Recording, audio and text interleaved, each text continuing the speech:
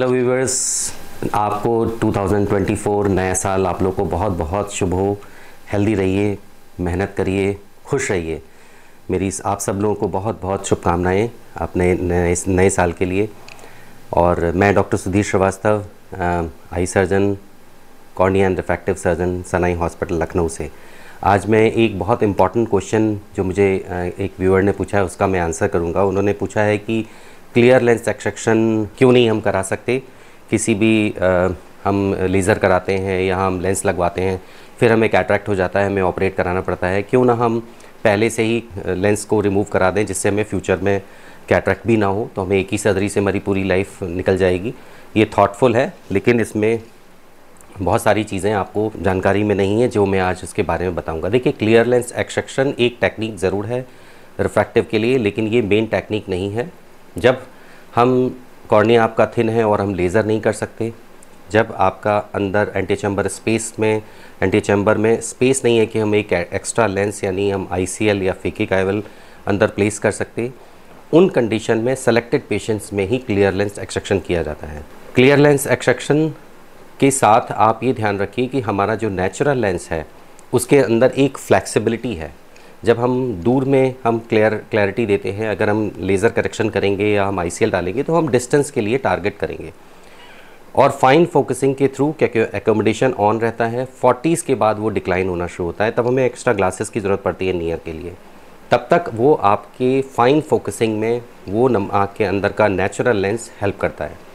अगर हम लेंस को रिमूव कर देंगे तो इसका मतलब जो हमें इंटरनल फ्लेक्सिबिलिटी लेंस की जो है, वो जो फाइन फोकसिंग में या नियर में आपको हेल्प करेगी, वो आपको नहीं मिलेगी। यानी हमारे लेंसेज या तो ऐसे हों जो हम इम्प्लांट करें जिसमें कि डिस्टेंस नियर इंटरमीडिएट के लिए आपको वो विज़न दें, जिसको मल्टीफोकल कहते हैं। बहुत हाई पावर्स में मल्टीफोकल लेंसेज अवेलेबल नहीं होते और बहुत एक्सट्रीम पावर्स में अगर आपके नंबर बहुत माइनस है या प्लस में नंबर है, वहाँ पर मशीन्स जो हम पावर कैलकुलेशन के लिए यूज़ करते हैं उनमें एरर्स होने की प्रोबेबिलिटीज़ भी ज़्यादा होती हैं। तो इसलिए हमें एक्यूरेट मल्टीफोकल लेंसेज की पावर नहीं मिलेगी या लेंसेज भी नहीं अवेलेबल होंगे।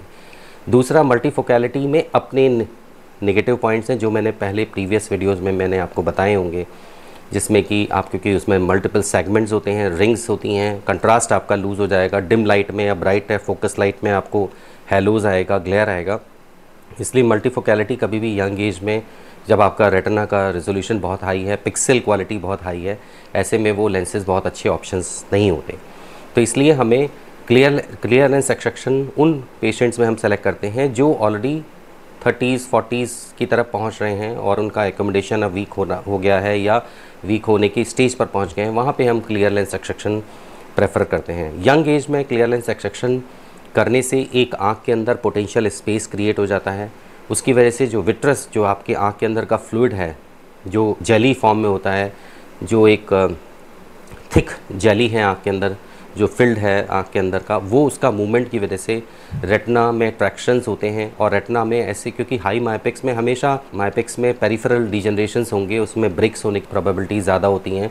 और ऐसे में अगर आपका विट्रस का मूवमेंट होगा तो डिटैचमेंट होने के रिस्क बहुत ज़्यादा हो जाते हैं। क्लियर लेंस एक्सट्रैक्शन बहुत हायर पावर्स में, जहाँ पे हम कोई टेक्निक यूज़ नहीं कर सकते, ICL भी नहीं कर सकते स्पेस ना होने की वजह से, या बहुत हाई पावर्स हैं कॉर्निया में नहीं एब्लेट कर सकते, उन कंडीशंस में लिया जाता है, लेकिन बहुत सेलेक्टेड पेशेंट्स में। ऐसा नहीं है कि हमने क्लियर लेंस एक्सट्रैक्शन हमने करा लिया और अब हमें फ्यूचर में कैटरैक्ट कराने की ज़रूरत नहीं पड़ेगी, या हमें कॉर्निया में लेज़र भी नहीं कराना पड़ा और हमारे लिए टेक्निक बहुत अच्छी है और हमें इसी को कराना है। इसीलिए मैं कहता हूँ कि सोशल मीडिया में जो आप सुनते हैं इसमें हमेशा ध्यान रखिए कि ये चीज़ें आपको छोटी छोटी इन्फॉर्मेशंस हैं, उनको आप अपने ऊपर इम्प्लीमेंट करने की कोशिश मत करिए, अपने लिए न सोचिए। वो डॉक्टर को डिसाइड करने दीजिए कि वो किस टेक्निक से आपकी सर्जरी करेगा जिससे कि आपको बेस्ट रिजल्ट्स मिलें। आई होप कि आपको चीज़ क्लियर हो गई होगी। हाँ, कुछ सावधानियाँ बरतने की ज़रूरत है क्लियर लेंस एक्सट्रैक्शन के पेशेंट्स को। अगर आप हाई मायोपिक हैं, अपना चेकअप्स जो हम लोग सर्जरी करते हैं उससे पहले हम लोग पूरा रेटिना इवैल्यूएट करते हैं। कोई भी डिजनरेटिव एरियाज़ हैं तो उनको हम लोग लेज़र कर देते हैं, कोई ब्रिक्स हैं तो ऑब्वियसली उनको हम लेज़र करके उनको बराज कर देते हैं। आफ्टर 3 मंथ्स ऑफ सर्जरी एक डिटेल पेरिफेरल रेटिनल एग्जामिनेशन बहुत इंपॉर्टेंट है, जिससे कि कोई भी अगर ब्रिक्स जो सर्जरी के बाद बने हैं उनको भी हम बराज कर दें या उनको हम सील कर दें या वेल्ड कर दें, और एनुअल चेकअप कराना आपकी रिस्पॉन्सिबिलिटी है।